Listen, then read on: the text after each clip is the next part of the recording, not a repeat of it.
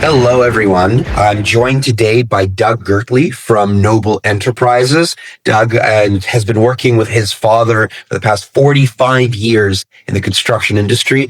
Wealth of knowledge, wealth of experience. Welcome, Doug. So good to have you here. Thank you. So, Doug, just to jump right into it, maybe you could give us a little bit more of an understanding. What does Noble Enterprises do? What has it done? So basically what our specialty is, we specialize in interior home renovations, all aspects. So through the course of the year, I'd say that mainly the bulk of our business is based on kitchens, bathrooms, basements.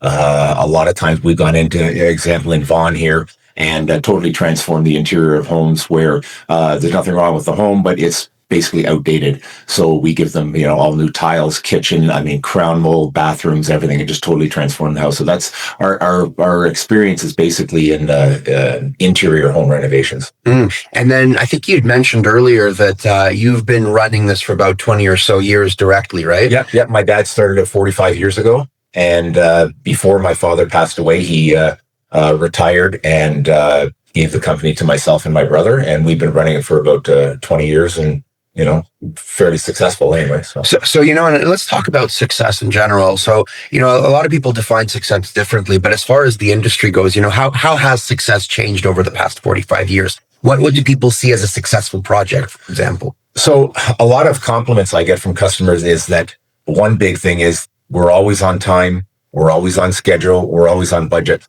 When I quote jobs, what I like to do is be very, very thorough when I quote jobs. In that the customer has their budget in mind. So that budget does not change. During the course of the renovation, if I've messed up on anything, that's on me. And the customer, they really like that. Unless the customer changes the scope of work going forward, then the price would change as they've added additional work. But people feel very comfortable in knowing that they have a solid budget to work with. And we always tell the customer, if you're not happy with something, don't pay me. Like if during the course of the job, and you know what I mean?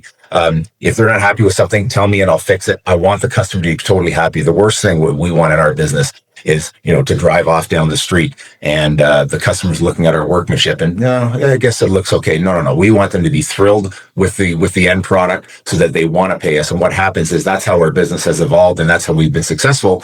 I can honestly say that every job we do, that I get referred by that customer to a new customer. So we don't do any advertising. It's all been word of mouth. And over 45 years, we built up such a good clientele that I'm now doing work for the children of the people that we did work for when I was 17 years old. I remember I finished a basement with my father and brother when I was 17. And now just recently out here in Vaughan, I did the bathroom for the daughter and I did the basement for the son. So now it's like next generation. Amazing. Yeah. For both of you, it seems. Yeah. No, that's awesome. And so, in terms of customer expectations, then, you say that you spend extra time making sure that they know what's going on. How have you felt expectations themselves change over the past few decades? I don't really think the expectations from customers have changed a whole lot. I just think as a contractor that whatever you say you're going to do the work. Make sure the workmanship is excellent. Don't take any shortcuts, and whatever's in the contract, you just make sure that you perform the contract, and people are happy. Mm-hmm. So, and you bring up kind of the expectation element of it. So, what sort of things do you do to make sure that those expectations are understood early on, and that there might not be something that the customer thinks they're going to get when they're not actually going to get the full extent of that? So, what I do is, first of all, when I quote jobs, I'm very meticulous. A lot of contractors will go in, and that's where I think you run into a problem with the customer expects and what the contractor's quoted on. A lot of customers, they'll go in, for example, if I'm quoting a basement, and I have no idea how they're able to do this accurately. They'll price things by square foot. So they do the square footage of the basement, boom, there's the price. I'm so meticulous that when I price the job, when I'm pricing the basement, I do my own sketch, I do my diagram, I price things down to the last 2x4. When I submit the quote to the customer, it is very, very thorough, very detailed, and there's no gray areas. I always tell the customer that there's no gray areas in this quote. Take a look at the quote. I'm very forward up front. Take a look at the quote. If you have any questions or any concerns, let me know, and we can iron things out before I start the job. And to be honest with you, in all the years that we've been working, very rarely have we ever had a problem where we don't meet the customer's expectations. And so, part of the show really looks to get the full experience and understanding of both sides. When coming into a project or having with some, messier projects, what are some concerns and issues that you found as a contractor?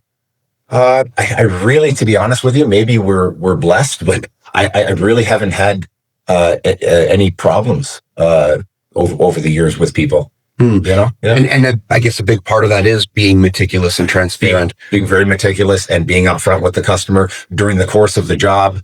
I always like the customer to be there while we're doing the job. I've done a few jobs where the customer has been in Florida. We did a condominium in Richmond Hill a few years ago, and the customer was actually in Florida for the 3 months we were totally renovating the condominium, which was a little awkward because I had to contact them every day because the last thing I want to do is do some work and then have to go back and redo it. So I think if you're upfront with the customer and tell them as the project goes along, here's what we're doing. And then, of course, during the course of the project, you may encounter things that are unexpected. So I actually bring the customer in and I show them, okay, here's our idea to fix this, what we've encountered. Once we do the demo, here's our idea how we're going to fix this. So. And then, one of the big themes right now in construction is technology, right? Whether it's using JobTread or using, other sorts of platforms. Have you folks implemented any kind of technology on your end? No, we're I guess you call us old school. So the way we do things, I mean, when I go in and quote a jobs, even people, when they measure a basement, some contractor, they'll even have the laser measurement. I'm old school. I get my tape out and I measure everything. So, no, we really haven't changed much over the years. Simply because when you're successful, why change things? If it ain't broke, don't fix it. 100%.